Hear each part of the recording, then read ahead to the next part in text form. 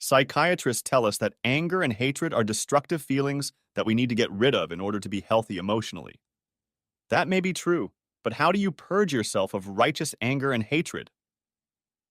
That was the question I needed to answer, and years of therapy didn't help me do it, but fate did. My name is Alan Easton. I was a pretty average kid in the large high school I attended in a medium-sized city in the United States. Although many girls at school told me that I was very cute and very nice, I was shy. I didn't date much, even though I lost my virginity in junior high. I was on the soccer team, and although I had the size, strength, and speed to be a starting midfielder, I didn't have the necessary dedication or mean streak, so I didn't play that much. My soccer coach was unhappy that he was never able to get the best out of me and kept saying, "You're too easygoing, Easton." My grades were always decent, but as with soccer, I wasn't dedicated enough to my studies to become an academic star. However, I did much better on standardized tests than my grades would suggest. This led to my teachers being puzzled as to why I wasn't doing better. "You're too slack," my physics teacher would often say. My mother died before I entered my teens, but my older sister Carrie was a strong female influence on me, and my father was an excellent father, so I had a good family life. Although Carrie was of average height for a woman, if strength was about body mass, she would be 400 pounds. Nothing intimidated or frightened her.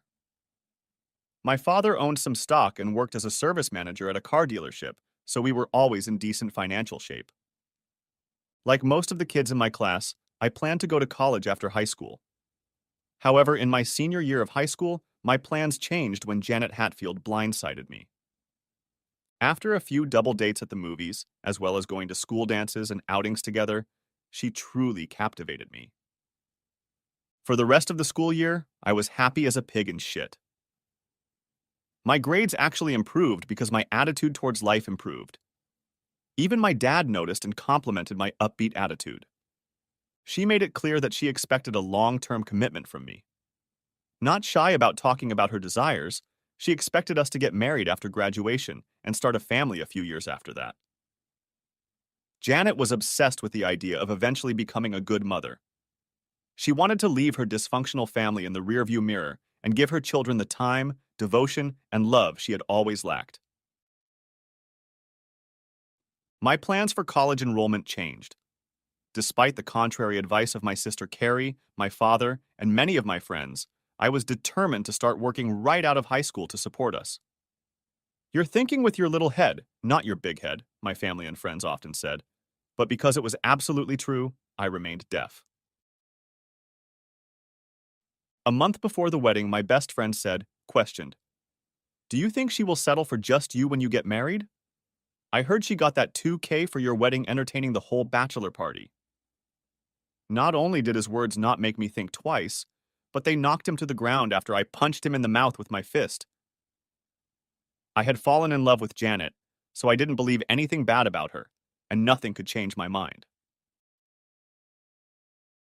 Janet's family, living in a trailer, obviously couldn't pay for the wedding, but with the money she and I had from part-time jobs, my father's help, and the $2,000 my friend mentioned Janet supposedly received from some mysterious distant relative, we had a small but nice ceremony and an unpretentious reception.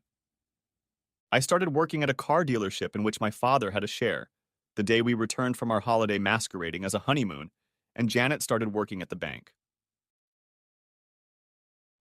For 2 years, things went well. Our life was certainly good, perhaps even better than it had been before the honeymoon. Janet seemed happy, but not content. She began to talk more and more often about material things she would like to have, but which our relatively meager salaries could not afford. She often asked me if my father, whom she thought was rich because of his share in the car dealership, could help us more. I asked Janet about starting a family, but she was adamant. Until we were in a great financial situation, she wasn't going to do it. She had every intention of quitting her job and taking care of her children when we had them. We had been married for almost 2 years when disaster struck me. My father died of a heart attack on the job. I was working as a salesman at a used car dealership when I heard a noise in the service area. I pulled up in time to see my father let out his last breath moments before the paramedics arrived. I was devastated. After my mother's death, he had been my rock. Carrie had just graduated from college a month before and was living at home while she looked for a job. She too had a hard time dealing with her father's death, but she is a much stronger person than I am. Janet supported me during the funeral preparations and for several days afterward. She didn't shed tears like Carrie and I did, but she was there for me. But once the dust settled, she started asking more and more about my father's will and when it would be made public. This frustrated me and I told her so, but she kept going anyway. About 2 weeks after Dad died, Janet, Carrie, myself, and an aunt and uncle from out of town went to the reading of the will. I think we were all surprised that Dad's share of the dealership was only 3% and that he had a second mortgage on the house. Apparently, he used the mortgage money to buy his share of the dealership. Ultimately, this meant that after his share was sold to the majority owner at a price we couldn't bargain about and the mortgage on the house was paid off, Carrie and I would each receive about $10,000. Although Janet said nothing, I realized that steam was rising from her ears. That was the end of her compassion and support. She became a different woman after that. I tried my best to rekindle our relationship, but Janet was cold and indifferent. 3 months after the reading of the will, I came home to our rented apartment and found Janet gone and a note lying over a stack of papers. Hi, Alan. I want to have children, but you won't be able to support them the way I want. I'm leaving for greener pastures. I've withdrawn more than half the money from our pathetic bank account as I'm leaving you all the furniture. Don't try to contact me. Call my attorney if you need anything. His name is on the divorce papers under this note. Good luck, Janet. Yes, that's exactly what was under the note. A stack of papers asking for a divorce based on irreconcilable differences. I guess that meant I was not a potential prey, as she thought, and therefore not subject to expungement. I was just the first stepping stone in her trailer life. I tried to contact her, but her attorney insisted she had no interest in communicating with me. My heart was breaking, because I really did love this bitch. How could I not see that she never loved me? Fortunately, Carrie still lived in the city and had a good job. Since I could no longer afford the apartment without Janet's income, I sold the furniture and moved in with her for a short time. Only Carrie kept me from falling into total despondency, and for the next 6 weeks I just went about my normal routine. Then I found out from friends that Janet was now living with a wealthy property developer and wearing maternity clothes. Now I was really angry. I called her lawyer again and demanded to see Janet. Actually, Mr. Easton, I was just about to call you, Janet's lawyer told me. Janet is pregnant and is going to amend her divorce petition to request child support. I was stunned again. I had just signed divorce papers for a no-contest divorce, with the division of our finances that Janet had already worked out, with no alimony either way. In that moment, I was a new man. No more Mr. Nice Guy, I said to myself, clutching at her lawyer. Tell that goddamn whore that if she demands child support, I will immediately demand a paternity test and withdraw my consent to divorce. I've heard there are several methods of determining paternity in the womb. If it turns out to be my child, I'll pay for the test. If not, she'll pay for the test, and I'll file for divorce on grounds of adultery and demand child support and redistribution of our few assets. Got it, asshole! I shouted, hanging up the phone. I never received any official papers asking for alimony because I knew the fetus wasn't mine, but now all my love for Janet was replaced with anger and hatred. When the divorce became final 2 months later, Carrie came home from work and found me drunk and mumbling. Although I was like a fog, I had never seen her so angry. She called me every name imaginable and basically told me to pull myself together and be glad that slut, as she now always called Janet, was out of my life. Carrie then pushed me into the bedroom and, slamming the door shut, shouted, "Don't come out until you sober up." I fell asleep, wallowing in self-pity. When I woke up, I smelled eggs and bacon cooking. Carrie was in the kitchen. I called both of our jobs and told them we wouldn't be in until noon, Carrie said, gesturing for me to sit down and then placing a plate of flavorful food in front of me. Why? I asked. Because we're going to have a conversation, and it's probably going to take me a while to get it through to your thick goddamn skull what you need to do. That's why. Like I said, Carrie was tough. Within 2 hours, Carrie had convinced me that I needed to move at least 500 miles away, that I needed to get at least an associate's degree by attending community college at night, and that I needed to put this bitch behind me, and if I couldn't, I needed to seek professional help. Within a month, I was on my way. I moved to an area of the country where construction was booming, got a job as a handyman, rented an apartment, and enrolled in the local community college, starting taking night classes after 2 months.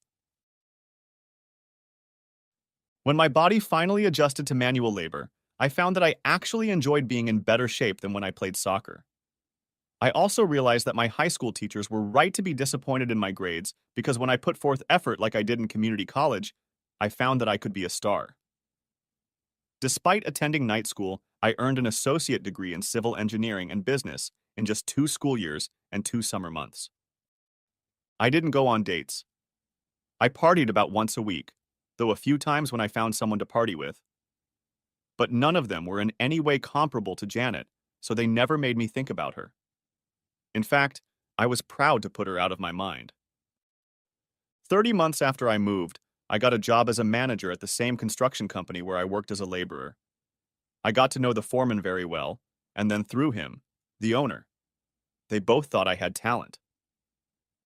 My wages were now 4 times what I was making when I moved, and I had managed to save a fair amount of money since my community college tuition was minimal.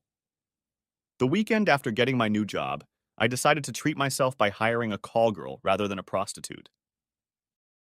I found an agency through a buddy of mine who vouched for me with them and chose Desiree, apparently just her stage name, from the photos on the agency's webpage.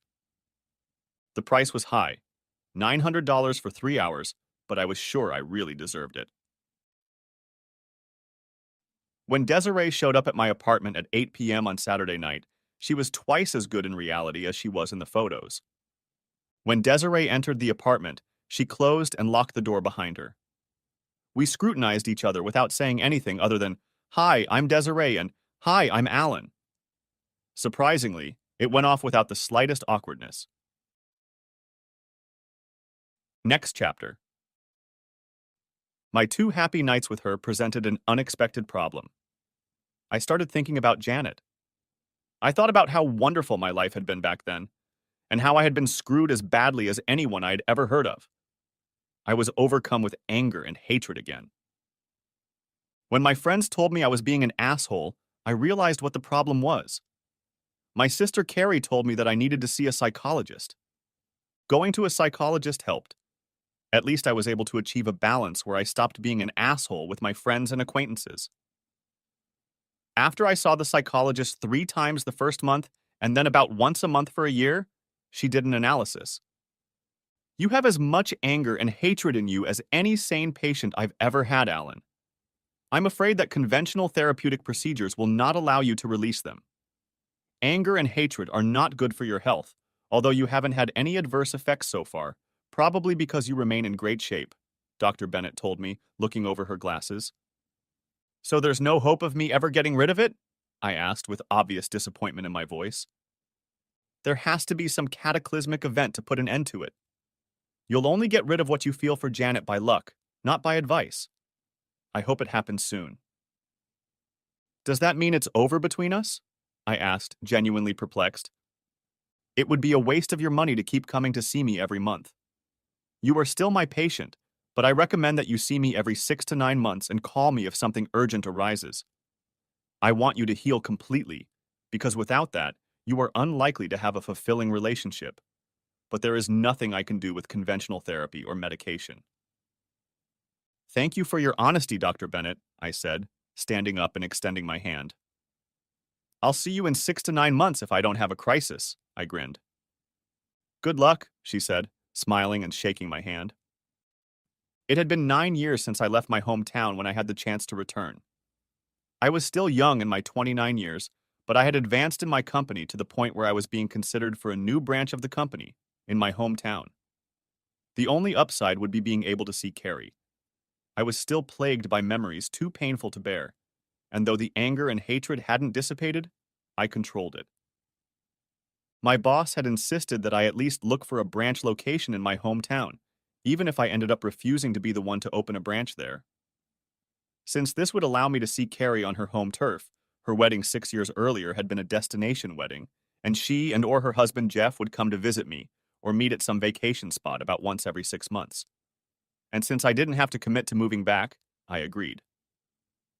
When I talked to Carrie, she insisted that I tell her about Janet so I wouldn't be surprised. When the real estate market crashed, Janet dumped the realtor dude just like she dumped me. So exactly that she was pregnant with her second daughter when she left him for a hedge fund manager.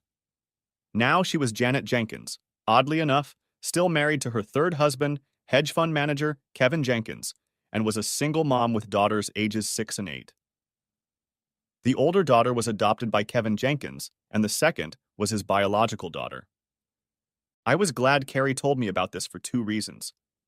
I wasn't the only brat Janet had adopted, and I hated the realtor dude for taking her away from me. I rented a car at the airport. It felt very strange, since there had been a lot of physical improvements there in the last 9 years, and went to look at a few properties. I planned to meet Carrie and her husband Jeff at their house to stay with them until I found something suitable. I hadn't driven more than 20 miles, still 5 miles from the first house I was supposed to look at when I got a flat tire. I called the rental company and it would take them an hour to get a man out to me, so I changed the tire myself. I forgot to pack the wrench with the rest of my supplies, so I threw it on the floor in front of the front passenger seat and hit the road. I stopped at a stoplight as the kids were coming out of a private school. I saw 3 cute little girls in school uniforms crossing the street and about to get into a limo. The driver held the back door open for them as all hell broke loose. A black SUV pulled up. 3 guys jumped out of it, hit the driver in the head, and grabbed the screaming girls, their backpacks flying around. The bandits were in the SUV with the 3 girls in the back seat before the light even turned green. I didn't hesitate. I sped through the light, avoiding one car in the intersection, and rammed the SUV.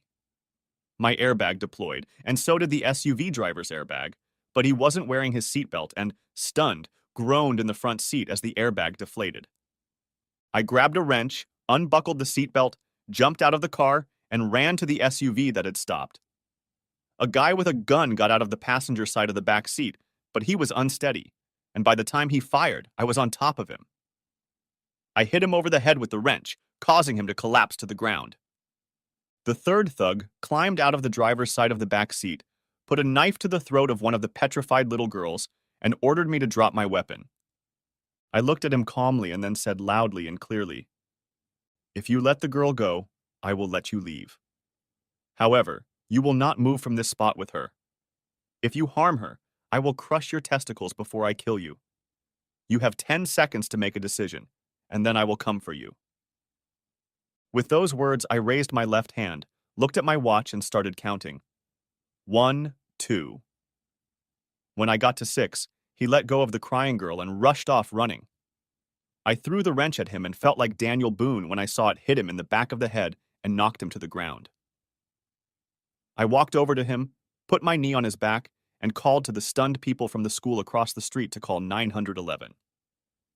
Apparently, someone had already called, as the cops arrived 2 minutes later.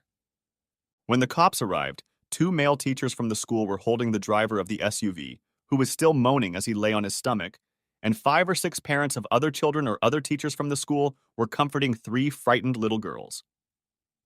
The police quickly arrested all 3 thugs. All were loaded into ambulances while I was treated for a gunshot wound to my left arm that I didn't know I had until one of the teachers pointed out the blood to me. The bandit with the gun was down and probably dying. The other 2 were wounded and bleeding, but the wounds were not life-threatening. The limo driver was also treated at the scene. As the ambulances drove away and I was giving my statement to the police lieutenant and the paramedic was finishing treating my wound, I heard the hysterical crying of a woman running toward the 2 kidnapped girls screaming, "Mommy, mommy." I took 2 breaths when I got a good look at her. Damn Janet. Janet saw me. After the initial shock, she ran up to me screaming, "You bloody bastard, Alan! I know you had something to do with this. I know you kidnapped my girls to get back at me, you piece of shit. Before I or the cops could react, she was on top of me. She hit me twice in the head with her purse before I could get out of the way, and the cop grabbed her. This guy saved your children's lives, lady, the cop yelled as he held her down. She didn't listen and kept swearing at me. In the distance, I saw the policeman finally calm her down, and the little girls ran to her as I got into the lieutenant's car to finish giving my statement at the police station. Having watched cop shows on TV, I knew enough to insist that my statement be videotaped. The main question the cops had was how I had gotten the wrench so quickly. Since my rental car was already in the impound lot, it was easy for them to verify my story. After my statement, they asked me to stick around, which I agreed to, only to call my sister. Carrie was shocked and agreed to pick me up. I told the cops, "My sister will be here in half an hour, so I'm leaving." "We need you to stay a while longer," the lieutenant said. "I won't stay unless you arrest me, and if you do, you'll figure in my false arrest lawsuit," I barked at him. He noticed the change in my demeanor from cooperative to hostile and didn't insist. "I need one more thing, though," I told him. "I want an arrest warrant for that crazy bitch who hit me with her purse." "She was just an upset mom," the lieutenant replied.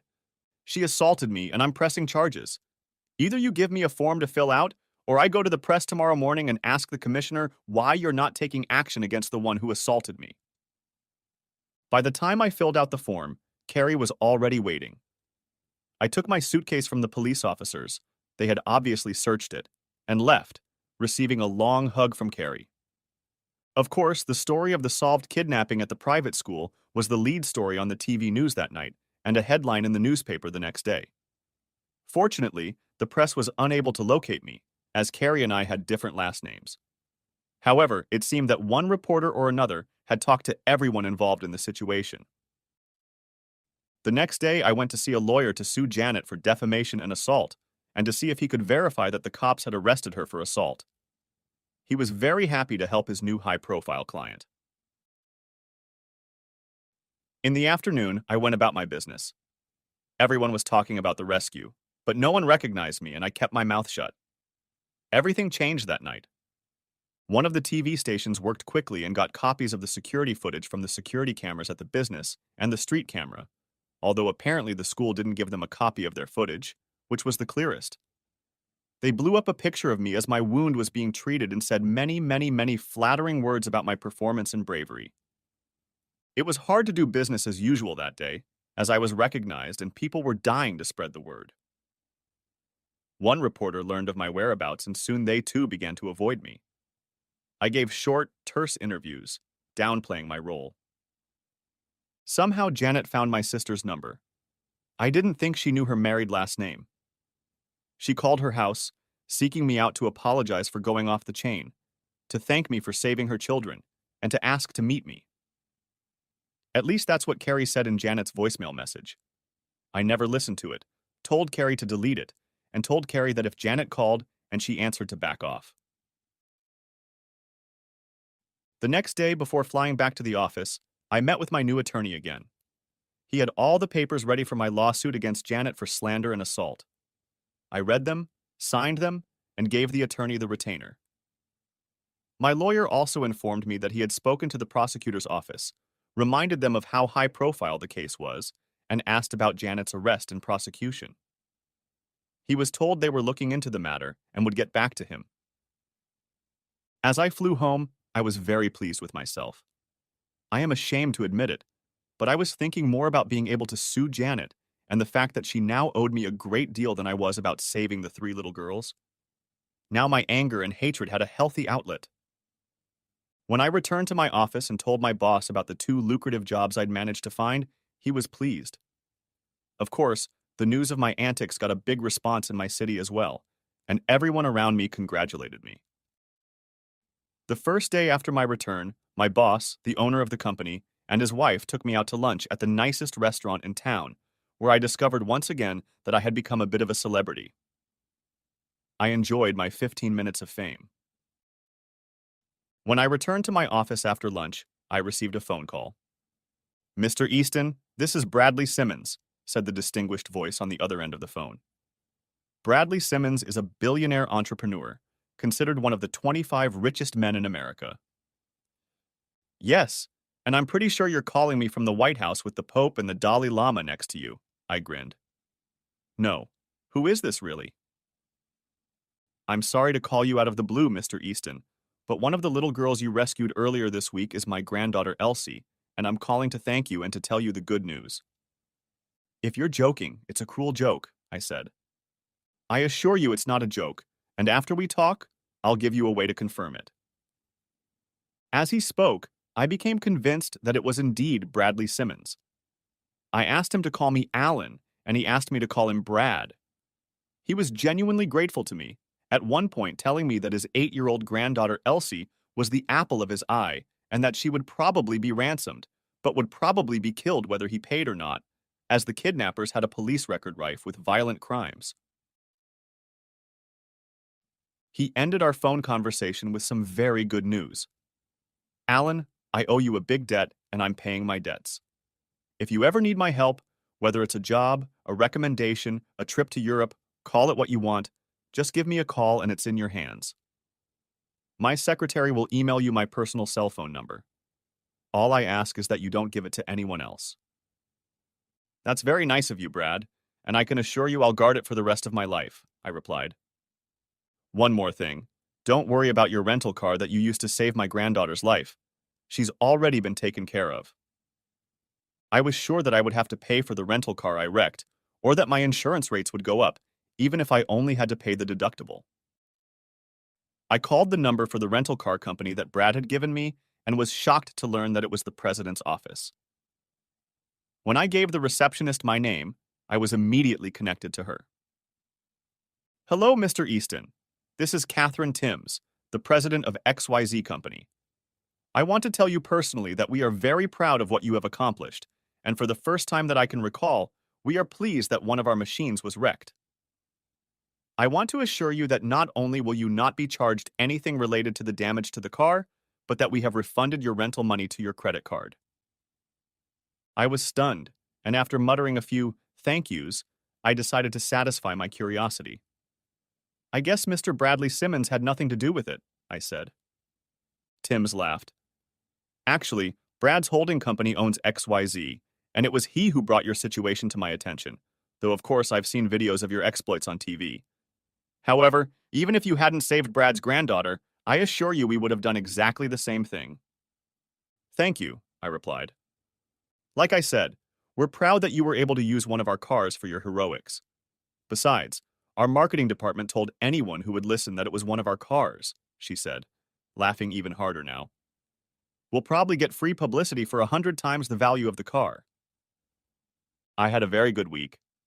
Now, Carrie told me that Janet kept calling her and sending her letters, which Carrie didn't open but just returned. Finally, Carrie answered the phone instead of leaving a message. After making sure the caller ID was accurate, she yelled into the receiver, "Stop contacting me, you goddamn bitch! Alan will never, ever, ever, ever contact you except through his lawyers. If you call again, I'll have his lawyers file a harassment suit against your whore." Apparently, Janet made no attempt to contact her after that. She did, however, repeatedly contact my attorney to request a meeting. He told her that everything would be handled in a formal proceeding. While I enjoyed putting the screws to Janet, it started to get expensive. I knew I would have to go to a deposition in the case I was suing for, and my attorney told me that Janet had the right to attend the deposition, although he could make sure I never had to talk to her. As I was contemplating what day would be most convenient for me to attend the deposition, the phone rang. "It's Mr. Simmons!" my secretary exclaimed excitedly.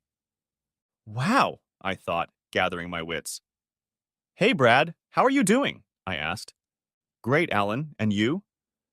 "Well, aside from my litigation with my ex-wife, things are great. Even that's great since I'm putting the screws to her, but I don't like what it's costing me. I have to go to a deposition and I'm trying to set a date," I rambled. "Really, yeah," Brad said. I suddenly felt uncomfortable. "I'm sorry, Brad. I didn't mean to snap at you. It's just that your call rang just as I was going over my schedule," I continued. "Well, Alan, we're having a little serendipity here. I'm calling to tell you that the mayor wants to have a ceremony to honor you with the City Hero of the Year award. You can time it to coincide with your testimony and get reimbursed for travel, Brad said enthusiastically. I'm not big on publicity, Brad. I've turned down dozens of interview requests, including from 60 Minutes. But I can't believe the city will pay my travel expenses anyway. Ha ha ha, good point, Brad laughed. I've got to be honest. I will pay your travel expenses, but because the ceremony is very important to my granddaughter. Elsie insists that she wants to make a public speech thanking you, and I think it's good for both her development and healing her trauma, so I'm begging you to come. God, Brad, I really don't want to turn you down, but I'm wary of it. I really don't like to draw attention to myself. It would be very embarrassing for me. Brad interrupted me. I understand, Alan, but here's the thing. If you come, I'll not only pay your travel expenses, but I'll also pay the attorney's fees for your lawsuit against your ex-wife, and I'll owe you double. I assure you, the fact that I will owe you twice as much will be very favorable to you. I thought for a while, probably longer than I'd been thinking since Brad said, Are you here, Alan? I'm sorry, Brad. I was just thinking about it. Actually, you've made it impossible to refuse, but you really don't have to pay my attorney fees. I'll come to the ceremony. Fine, but I want to pay for your lawyer. I resent her treating you this way. I didn't know you had filed a lawsuit, but now that I know, I want to help. My secretary will give you instructions to give to your attorney and provide you with the expected dates for the ceremony. I look forward to seeing you, Alan, Brad said. Thank you, Brad, I replied cheerfully. Life was getting better. My lawyer was the happiest guy I'd ever talked to when he called to tell me that Brad Simmons was taking care of all the expenses. His personal attorney told me to go all out and spare no expense as part of my ethical requirements. I'm sure my attorney has seen his bills just double. No doubt he'll get it. The day before the ceremony, my attorney's office took a statement from me. As expected, Janet Jenkins was present. She tried to talk to me many times, and each time I did something very adult-like, covering my ears with my hands, while my attorney asked her not to talk to me. Finally, my attorney said to opposing counsel, If your client tries to talk to mine one more time, I will stop the deposition, and you can explain to the judge why it should continue under these circumstances. Janet left the room in tears. I smiled broadly. The ceremony was awkward, but it was also exciting to meet Brad in person. His granddaughter Elsie's thank you speech was the most charming I'd ever seen in my life and brought tears to my eyes. Everything was perfect, right to the end.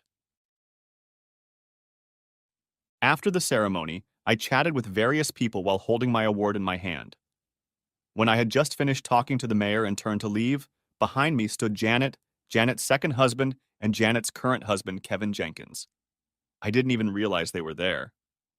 I was shocked enough that Janet blurted out, Alan, I really want to thank you for saving my girls, and I interrupted her. Facing her, I said in a lowered voice, Screw you, Janet. If I had known they were your kids, I never would have saved them. And then turned to leave. I felt great, as that was the cruelest comment I could have made to her. That is, I felt fine until I saw her daughters standing off to the side with faces so shocked and sad that it was clear they had heard my comment. That's when I felt like crap. The fact that two innocent little girls between the ages of 6 and 9 had heard my comment, which was not true, but only meant to hurt Janet as much as possible, really bothered me. I was still thinking about it and how to remedy the situation 4 days later when my lawyer called. Two things. Good news about the judgment and a settlement offer from opposing counsel, he said.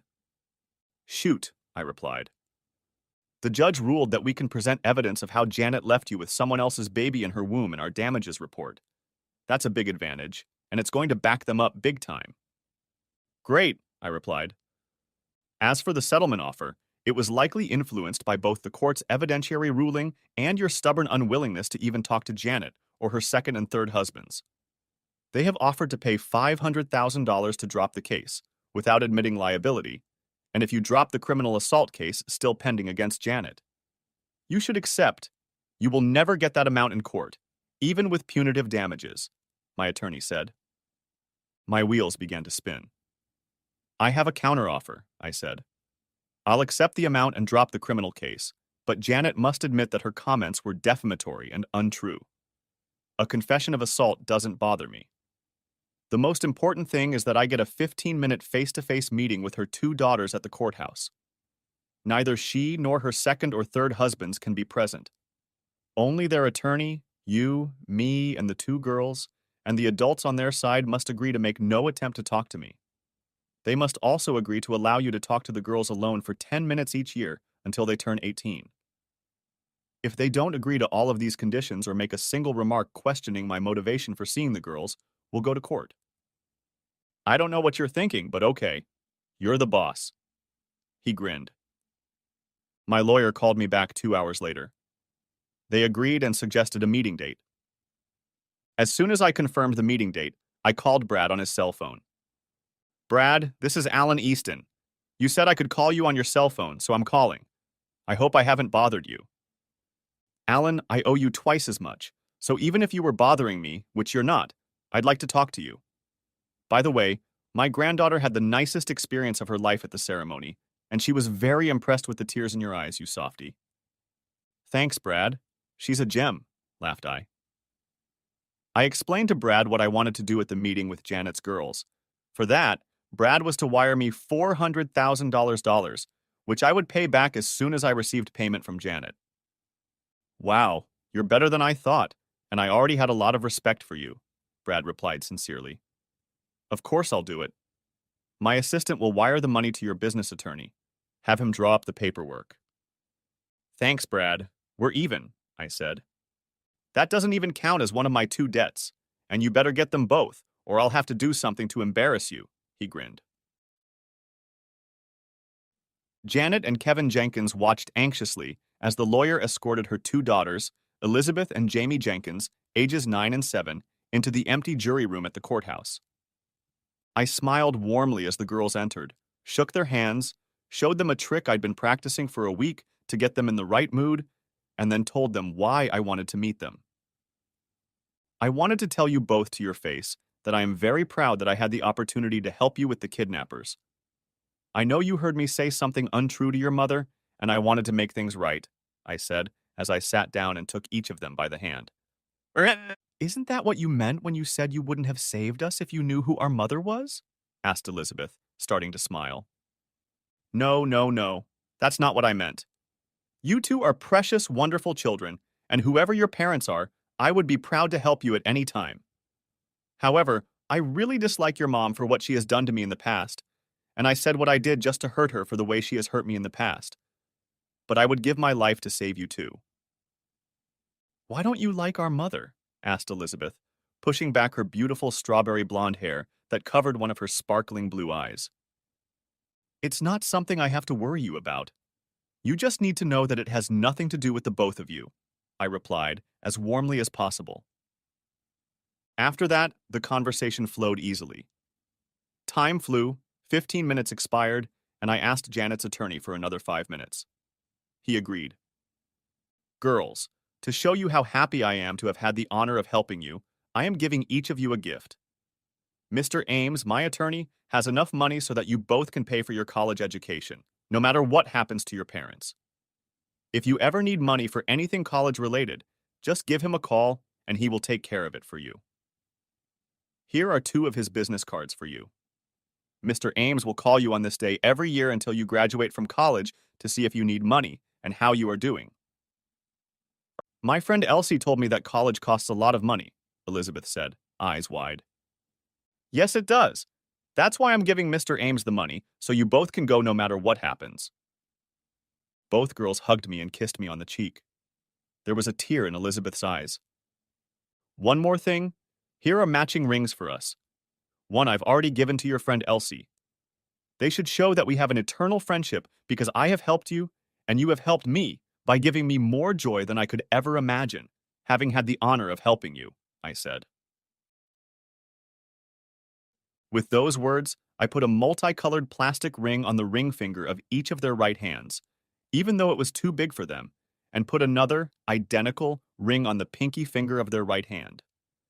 They smiled, gave me another hug and kiss, and left the room. Janet's lawyer was stunned. He almost fell over when he looked at his copy of the trust agreements that allocated $200,000 to each of the girls to be doubled in 10 years and placed in trust for their education, with the balance going to them upon graduation from college. I was a little flustered, so my attorney and I sat in the jury room for about 5 more minutes before getting up and leaving. When we left, it was clear that Janet's attorney had explained to her and her husband what had happened, and she was sobbing on the verge of fainting. To any normal person, this would mean that she was stunned by my generosity and knew that although I hated her, I loved her children very much. Whether those were really her emotions, I'll never know, because I simply walked away, waving my hand lightly at Elizabeth and Jamie. Right after my 42nd birthday, I moved back to my hometown. In the 12 years since I had settled my lawsuit against Janet, I had seen my therapist once a year, by which time she said that my hatred and anger toward Janet was completely under control. However, I was still not in a serious relationship. This bothered my psychiatrist, but she had no solution other than the possibility of some happy accident that would help me get over this last hurdle. I had been working for Brad Simmons on special projects for the past 11 years and was very close to becoming a wealthy man myself. Now Brad was insisting that I open a business for him in my hometown. Since I no longer had the fear of meeting Janet that I had 12 years ago, I looked forward to it because I could see Carrie, Jeff, and my sweet 11 and 9-year-old nephews and nieces much more often. As part of the procedure for setting up a new business, I hired a PR firm. A 22-year-old woman named Betsy Destino was assigned to me. At first, I was discouraged that they had assigned such a young person, fresh out of college, to my position, although the president of the PR firm assured me that she was the best person for the job and that he would replace her if I wasn't happy. When I met Betsy, I was shocked. At first, she seemed familiar, but I soon realized that I couldn't have seen anyone like her before. She was the most beautiful living woman I had ever seen in my life, aside from Janet and Desiree. She had long blonde hair, sparkling azure eyes, a upturned nose, full lips, a body like out of Sports Illustrated Swimsuit Edition magazine, and she was the epitome of a cheerful and friendly demeanor. Betsy was also a hard worker and had great ideas. I spent more time with her than I should have because I was just fascinated by her, but the company got off to a great start as a result. Almost every day I asked myself, why couldn't I have met someone like her when I was 21? Her habit of touching my arm when she laughed almost made me put cream in my pants. When her 3-month contract with the PR firm ended, it was a sad day for me. I would have liked to keep her on the job, but her company had other plans for her, and I couldn't justify it if Brad asked me about it. As Betsy and I said our goodbyes in my office, she shook me to my core. Now that I no longer work for you, you could take me out to dinner and a play, she said, looking me in the eye like a cobra. Well, stammered I. Before I could answer anything, she hugged me tightly, whispered in my ear, "Call me, or I'll haunt you," and then, parting her lips, slipped a piece of paper with her cell phone number into my hand. That evening, I invited myself over to Carrie's house for dinner. The kids were happy to see me and the gifts I brought them. "Stop spoiling them!" Carrie chided as they ran around the house holding their latest treasures from Uncle Al. After dinner, as Jeff was putting the kids to bed, Carrie said, "What's up? I know that look. You want to talk." "Yes, I do," was all I said as we walked hand in hand into the living room. Carrie was the only person on earth I trusted to be completely honest with me. Our love for each other was so deep that nothing could break it, allowing us to be frank. I told her about Betsy for the first time, even showing her a picture. "I think I've seen this woman, but I can't locate her," she said, with a perplexed expression on her face. "She's obviously a 10 by the looks of her. And her character matches her appearance." I picked up on that. Then I told her what Betsy had told me and showed her a piece of paper with her phone number and a little heart on it. "Carrie, tell me honestly, is it possible that this woman finds me attractive? I'm more than 20 years older than she is, and she could probably get almost any hetero guy she wants." Carrie looked at me intently. Then she replied seriously, "Alan, you're good looking, in great shape and well off. It's a possibility. True, the odds are still less than 50-50, but it's worth a try. In fact, I'd say if you don't try, you're pretty damn stupid. Just don't lead with your chin and keep your expectations realistic every day. I smiled, stood up, lifted Carrie to her feet, and gave her a big hug and kiss. Carrie, you are the best. Thanks for the food. I need to make a personal call. I walked out of the house to Carrie's laughter as she closed the door behind me.